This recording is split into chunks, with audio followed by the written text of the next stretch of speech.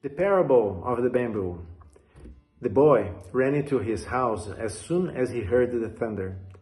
That rain would be heavy, and the wind was blowing so hard that it stretched his cheeks.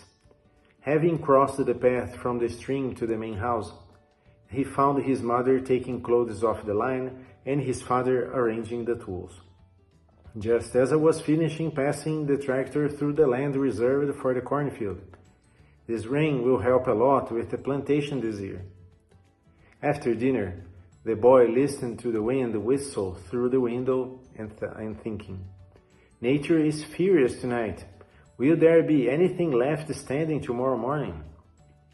The next day, the father warns, the river has overflowed and took away the bridge near the bamboo groves. We are going to gather workers from neighboring farms and build a makeshift one. The boy runs outside to analyze the field, and one detail caught his attention. An araucaria tree that was over 50 years old was on the ground and was uprooted by the fury of the wind. Several broken trees, a gully slid down and covered a large part of a gully. But, behold, a section of the ravine was intact. At the top, the bamboo grove, practically intact. Wow, how come these bamboos weren't blown away by the wind and rain? And he ran to ask his father, imagining that there would be time for an explanation before the service. The father heard the child's question and answered and responded dryly. Virtues. Seeing that the response needed to be longer to calm their son's curiosity, they agreed that they would talk at the end of the day, after the chores were done. The boy spent the day imagining things. Is bamboo good for anything other than making kites and fishing rods? Yes, it's also good for picking up mangoes, making a trap. It's also good for playing shotgun. At the end of the day, the father didn't even need to call the boy.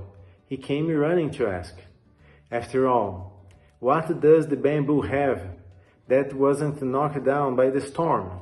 The father's response was accompanied by a sincere smile. As soon as he sat down, the man began to explain. Bamboo has 7 virtues, which make it different from other plants. Firstly, bamboo is not a tree. It was not made to be majestic like the araucaria. Bamboo is a grass, which was made to be stepped on by man. As God recognized the humility of this plant, he decided that it would grow and become bigger than the trees here on the farm. Bamboo is humble because it knows what it is, a plant trampled by man but exalted by God. Secondly, bamboo has very deep roots, from where it seeks the best quality water and nutrients. It does not accept the superficial and passing things, even if all the other plants are following the fashion of the moment. Bamboo knows its place in the world, and therefore values its origins. Third, bamboo only grows upwards to get as much sun as possible. It does not compete for light with other plants, which are very attached to what is low. Bamboo knows its purpose, which is to seek things from above, in honor of its creator. Fourth, bamboo only exists in clumps, and as a whole the sticks are much more difficult to break. If I don't cut a few sticks every year, they get tangled and it's much more work to harvest. The bamboo knows that it needs its neighbor, and that its neighbor also needs it. Fifth, bamboo is empty inside, so it is much lighter. Bamboo is a plant that has renounced itself, allowing its interior to store water, shelter animals, and be used for so many things. Sixth, bamboo has knots, the hardest part of it. He is even born knowing how many knots he will have in life. But, instead of it being a problem, bamboo uses its knots to become stronger, without losing its emptiness inside. Bamboo accepts its problems, because it knows that the Creator uses them so that it can grow strong and healthy. Seventh and last, bamboo is flexible. When it encounters other forces greater than itself, its humble attitude makes it bend, but then it returns to what it was before. Bamboo knows the right way to go through the storm of life without harming himself. Mouth agape at such a beautiful explanation. The boy has an idea.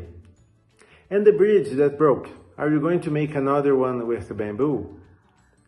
Fascinated by the boy's wit, the father smiles and says, "Good idea. After all, it is the only material we have available at the moment. But let's do it very wisely, using the appropriate techniques to praise and thank God for this gift in our lives, in our family, and in our community." This parable does not have a specific religion, but it contains a deep spirituality. What does a man gain from all his hard work under the sun? Generations come and generations go, but the earth remains forever. Ecclesiastes 1:3. Vanity of vanities is our life in this bamboo trend, if it does not have a supernatural end. If you are interested in working with bamboo, allow bamboo to work with you too.